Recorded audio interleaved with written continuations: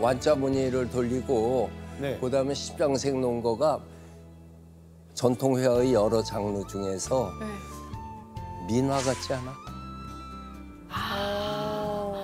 그렇죠.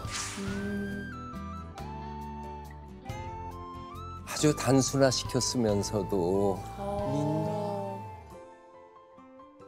그림만이 문제가 아니고 배경으로 놓는 것도 저긴 거북등이지, 여기는 완자문이지, 여기는 수평문이지, 저기는 아까 만수무강하는 식으로 이렇게 전서 글씨를 놓죠. 그러니까 다양성을 주면서 또 전체적으로는 빨간 벽돌이라는 통일감을 주니까 그러니까 살아나죠. 다양성이 있으면서도 통일된 거를 같이 갖추고 있는 거죠. 그래서 그거를 유식하게 얘기하면 다양의 통일.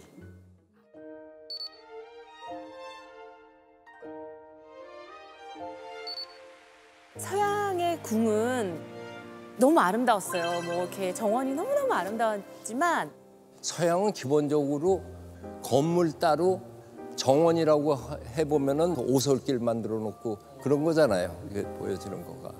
그러니까 사람이 만들어낸 정원이었거든요. 사각이 똑바르고 문양이 이렇게 똑바르고 약간 이랬다면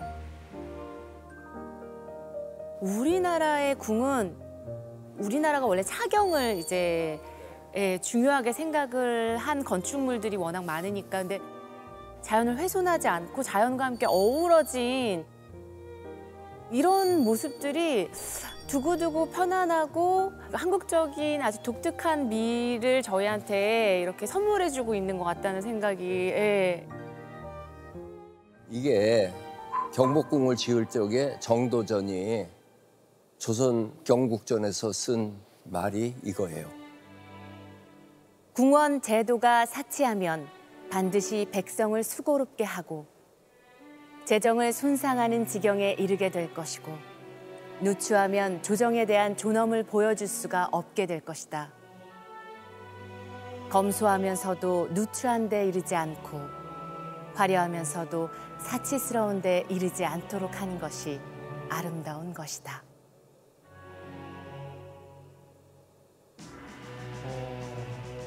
이 말의 모태는 삼국사기 백제본기 온조왕 15년 작신궁실 새로 궁궐을 지었다.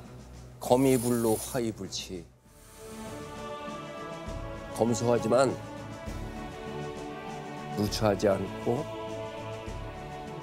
화려하지만은 사치스럽지 않다.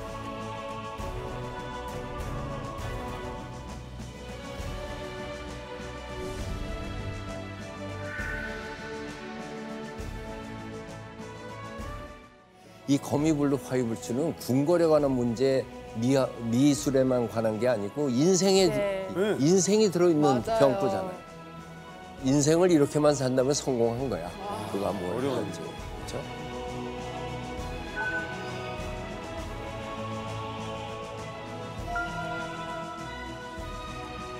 그럼 교수님 혹시 경복궁에서 이 거미불로 화이불치를 딱 느낄 수 있는 한 장소를 꼽아주실 수 있을까요?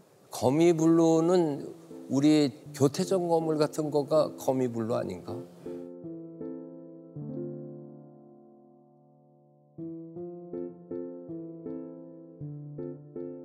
저는 박석도 약간. 박석. 네, 박석도 박석도 약간 그런 것 같아요.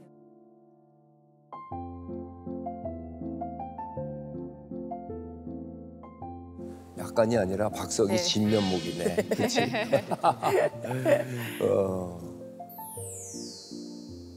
화이불치로는 향원정이 그런 것 같아.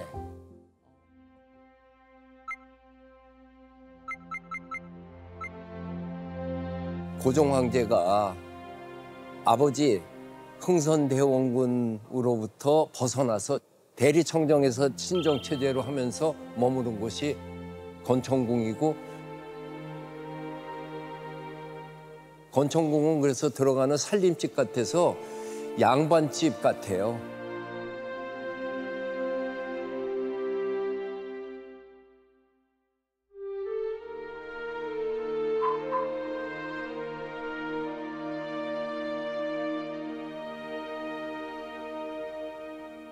이 오코루가 명성황후가 살던 곳이고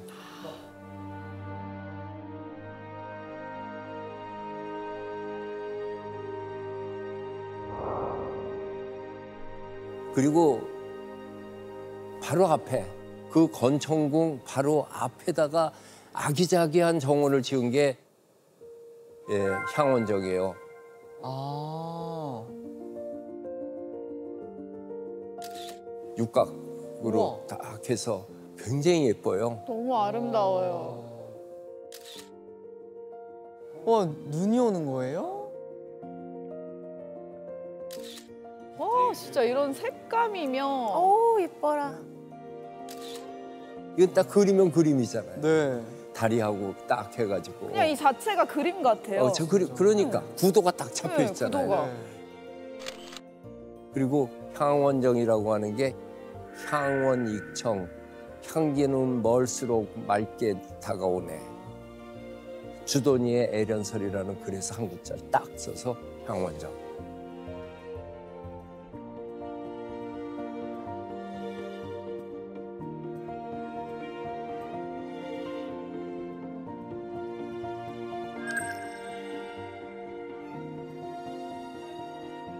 에피소드 처리가 탁월하다고 하는 거가 곳곳에 이런 게 이제 하나씩 탁탁 나타나요.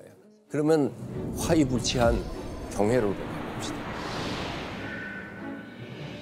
여기는 진짜 너무 아름답지 않아요? 보고만 있어도 편안해져요, 뭔가. 힐링 장소. 네, 완전 힐링.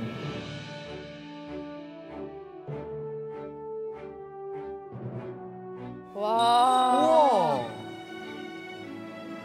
그 옛날에는 경회로 돌 기둥이 용조각이 되어 있었대요. 이 우와. 위에 보면은 3단 구조로 돼 있어요. 네. 겨울에 추울 적에는 문 내리고 저 안에만 사용하는 거고. 안쪽으로 가는 거구나. 태종 이방원이 이제 서울로 돌아오는데 경복궁으로 안 오고 창덕궁을 새로 지어요. 궁궐은 본래 양궐 체제로 있어야 된다. 한 군데 살다가 유사시에는 일로 가고 그걸 이궁 체제라고 그러죠. 그러면서 경복궁을 내가 절대 버린 것이 아니다라는 표를 내기 위해서 경회로를 지으라고 그래요. 여기에서 외국 사신 오면은 연애를 하게. 접대하겠다. 그때 이것을 공사를 맡은 사람이 박자청이라고 하는 대단한 그 토목 기술자였어요. 한양은 정도전이 설계해서 박자청이 시공했다고 봐도 돼요.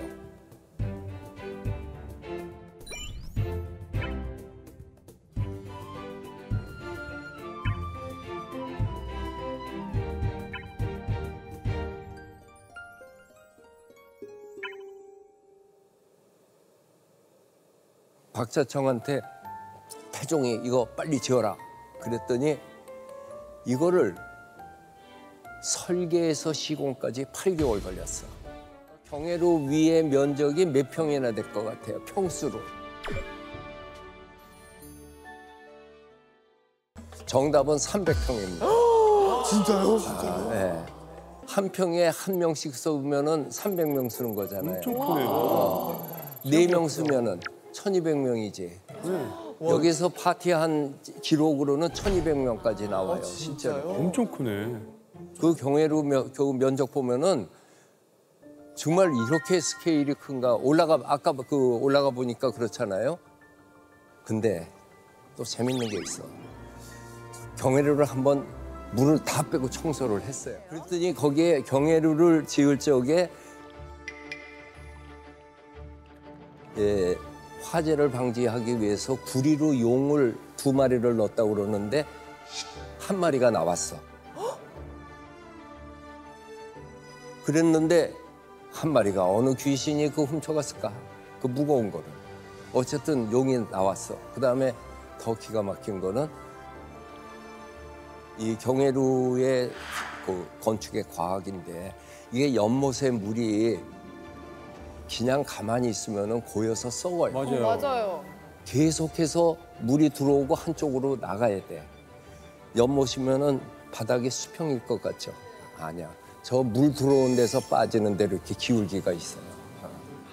물이 들어오는 건 세 방향이에요. 위에서 아래로 탁 떨어지는 게 있고 연못하고 같이 수평으로 오는 게 있고 하나는 밑에서 샘솟는 게 있어요. 그래서 셋이 들어오면은 이 경회루가 있고 그리고 저기에 섬이 두 채가 있죠. 물이 들어오면 물이 여기서 탁 떨어지면은 밀려가면서 경회루의 모서리를 딱 때린다고. 그러면 양쪽으로 퍼지죠. 그래서 저쪽으로 퍼져가다가 섬을 만나면은 또 옆으로 퍼져가지고 결국은 저 구석. 그래서 경회루는 강제 순환을 시키지 않고 자연으로 놔둬도 지금 물 수량이 약해가지고 강제 동원을 하지만은 그냥 그대로 할 수가 있게 됐어요. 우리는 왜 경회루를 만드는가? 경회루를 만드는 우리의 자세는 어때야 되는가? 이거를 하륜대감이 쓴 기문이 있어요.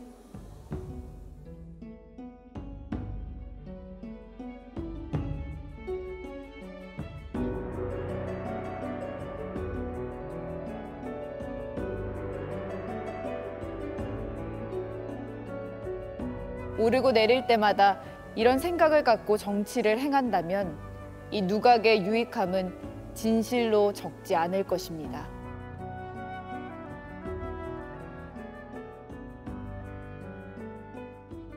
인문정신, 건축에 서려 있는 인문정신이라는 게 실제로 이거를 사용하고 만드는 데에도 들어있거든요.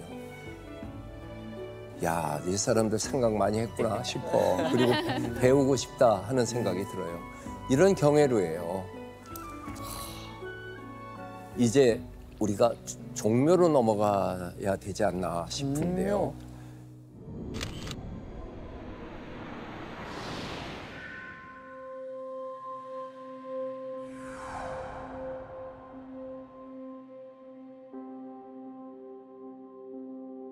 조선시대 건축 중에서 가장 감동을 주는 곳으로 꼽는 사람들이 많아요.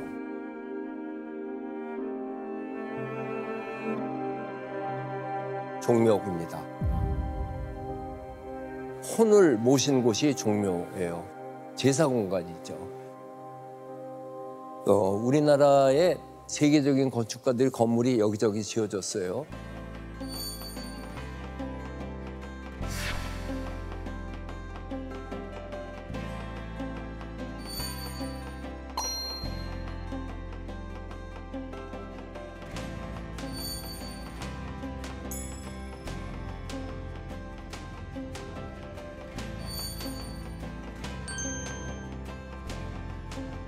이분들이 한국에다가 건축을 하니까 한국의 건축이 어떤 것인가를 조사를 하지 않겠어요? 이분들이 공통으로 뽑는 3대 명작은 종묘, 부석사, 병산서원 3개예요. 경복궁 못지않게 중요한 것이 종묘의 시작이에요.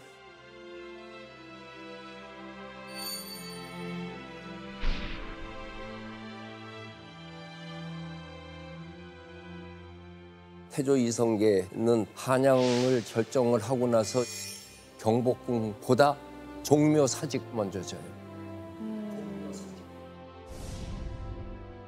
사직단은 사와 직이기 때문에 토지와 곡식의 신에게 제사 지내는 곳이고 하나는 사단이고 하나는 직단이고. 아, 제사하는 공간인 거예요? 네, 제사 지내는 공간이죠.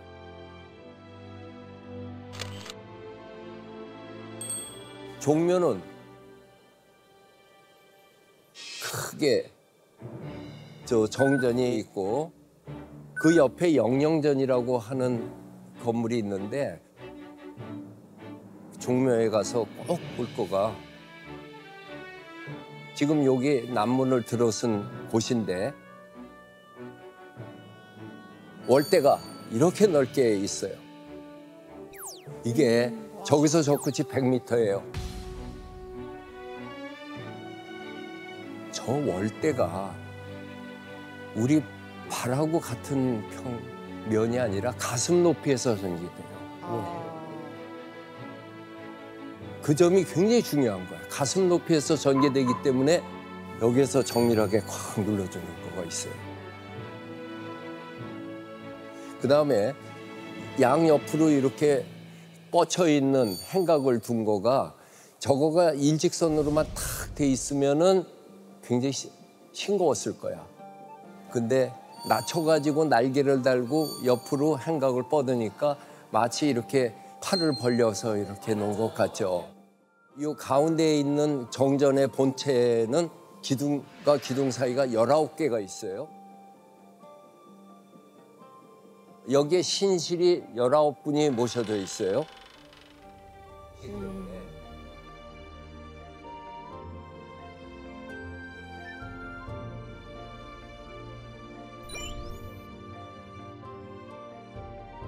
종묘는 그래서 역대 임금의 신주를 모시는데 그분이 생전에 받았던 어책이나 어보나 요즘으로 치면 발령장 같은 거 그런 거를 다 그 안에다 같이 넣었어요.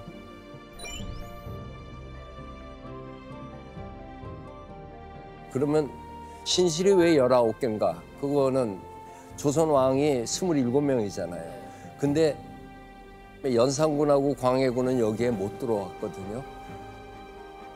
19분은 태조에서부터 역대 공적이 많은 왕들, 재위 기간이 긴 분들은 여기 있고 저 위가 태조에서부터 그다음에 태종, 세종 이렇게 해서 쭉 맨 마지막에 순종까지 가고 짧게 했던 분, 특별한 공적이 없는 분은 옆에 있는 영영전에 따로 모셨어요. 16분을.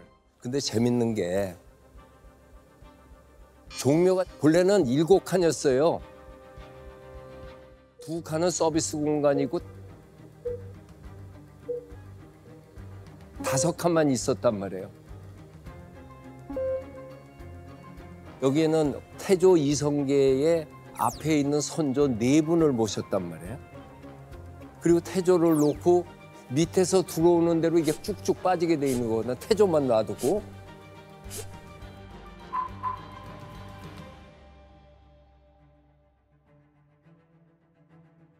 그런데 태종이 그거 잔인하지 않냐. 그래도 우리 조상인데 그분들을 모실 수 있는 곳을 영영전으로 모셔라. 그래가지고 쭉쭉 빠졌던 태조 이성계의 4대조 되는 분은 요 정센터에다가 모셨어요. 저쪽에 정종에서부터 추존왕도 있고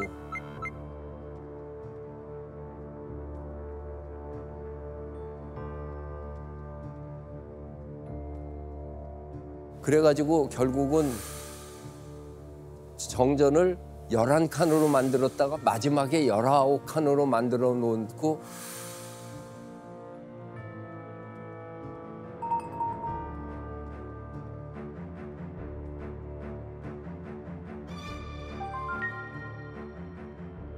근데 봤더니 순종을 모시니까 꽉 찼어.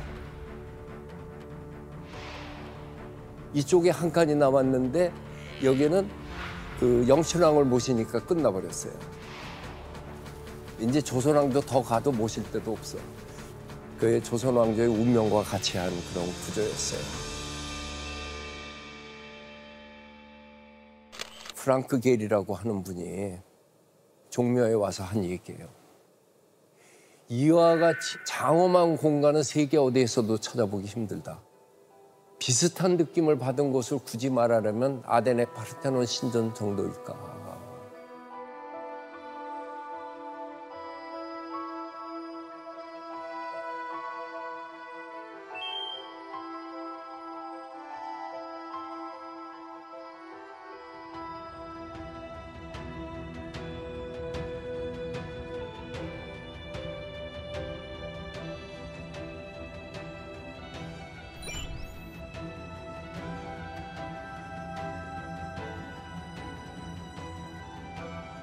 그리스 미술의 미학은 18세기에 서양 미술사의 아버지인 빈켈만이라는 분이 고귀한 단순과 조용한 위대라고 그랬어요. 단순함, 심플함이 얼마나 고귀한 감정을 일으킨 거지. 심플하잖아요, 여기. 네. 조각 아무것도 없잖아. 그럼 여기도 마찬가지였거든요.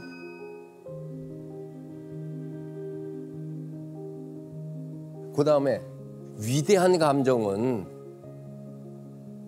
영적으로 소리치고 뭐 하는 게 아니라 조용한 가운데 일어난다.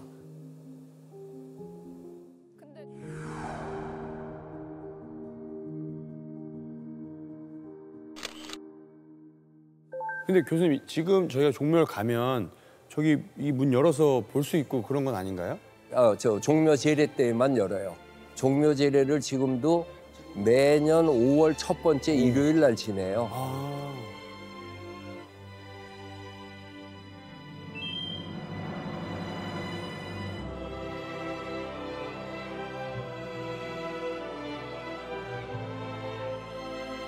국조오례라고 들어봤나 모르겠는데 국가에서는 5가지 예가 있어요. 아주 좋아서 즐거운 마음으로 기꺼운 마음으로 지내는 게 길례. 그다음에 빈례, 외국 사진 손님을 모셔야 하는 거. 군례, 군사례. 그다음에 가례, 즐거운 예의, 결혼식, 환갑잔치. 그다음에 흉례, 장사 지내는 거죠. 그럼 길례는 뭐가 있냐? 종묘가 대표적인 길례야. 어떤 때 가보면은 종묘 제례를 하는데 제사 지내는데 왜 엄숙하지 않냐 뭐 그러는데 엄숙하긴 하더라도 제사 때문에 그런 거 아니에요. 우리가 이렇게 오곡을 다 모아서 잘 살 수 있는 것은 조상님들의 은덕입니다라고 기쁨을 얘기해 주는 곳이거든요.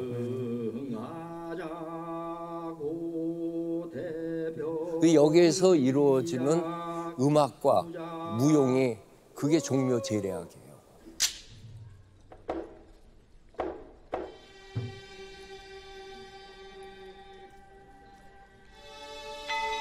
여기서 추는 춤이 8일무로 88이 64명이 이렇게 춤을 춰요.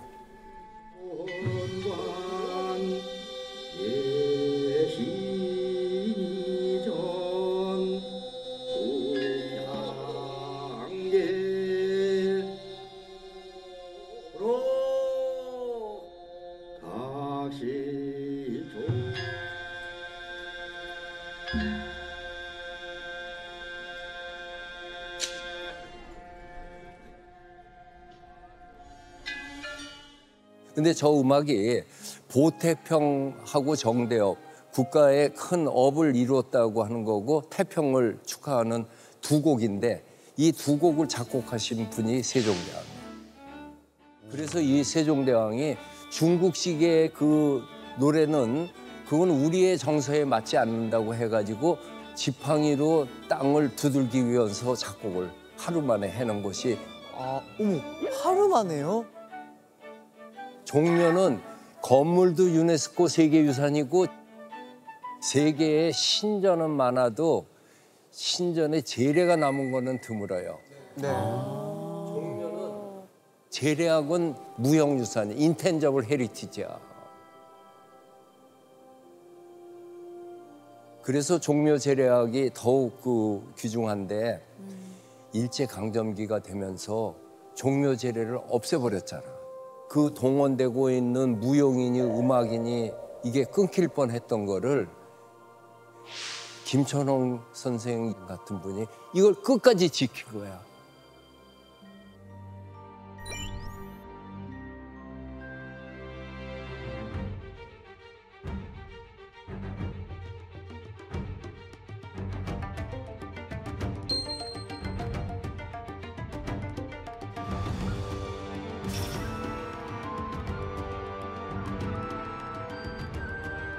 참 우리나라의 위대한 애국자가 독립운동한 사람뿐만이 아니고 문화적으로 이해구 선생 또 장사온 선생 끝까지 지켜서 해방 후에 이렇게 쫙 할 수 있게 해줘요.